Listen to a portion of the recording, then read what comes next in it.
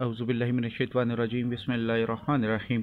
ख़वातीन हज़रात अस्सलामु अलैकुम वरहमतुल्लाहि वबरकातुहू। दुआ करता हूँ मेरे मुसलमान बहन भाई दुनिया के किसी भी कोने में हो, खैर व आफ़ियत से हों। जब भी दुआ के लिए हाथ उठाएं मुझे अपनी दुआओं में ज़रूर याद रखा करें।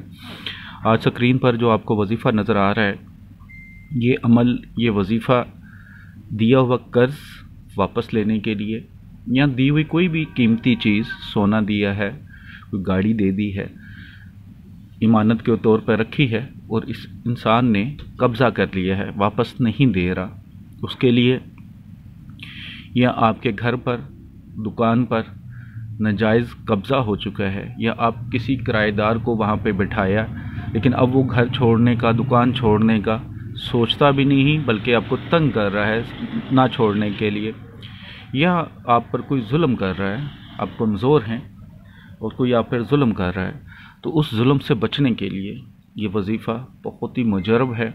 ये अमल करें, इंशाअल्लाह ताला ज़रूर फ़ायदा होगा। अमल बताने से पहले कि इस अमल की रूहानी इजाज़त चाहें, इस चैनल को सब्सक्राइब कर लें, साथ जो घंटी वाला आइकन आएगा उसको प्रेस कर दें और कमेंट्स में इंशाअल्लाह लिख दें।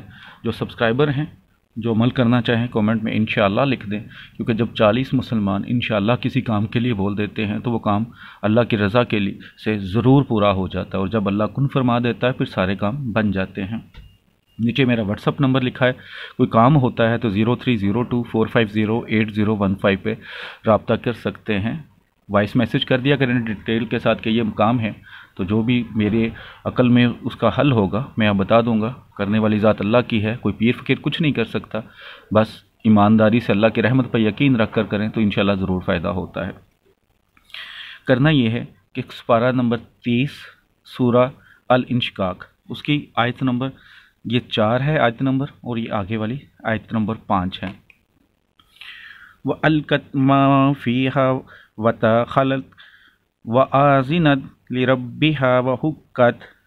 दोबारा पढ़ के सुना देता हूँ। व अलकत मा फ़ीहा व तखलत व आज़िनत लिरब्बिहा व हुक्कत।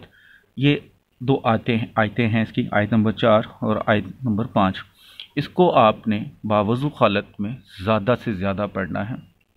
जिसको कर्ज़ दिया है वापस नहीं कर रहा, या किसी आपकी दी हुई इमानत, सोना, कोई गाड़ी या कोई भी कीमती चीज़ है जो आपने इमानतन उसके पास रखवाई या इमानतन उसे दी, या उसने उधार मांग के ली और उस पर कब्ज़ा कर लिया है, उसकी नीयत से कर लें, इंशाअल्लाह ताला खुद ब खुद वो आपकी चीज़ खुद ब खुद वापस करेगा।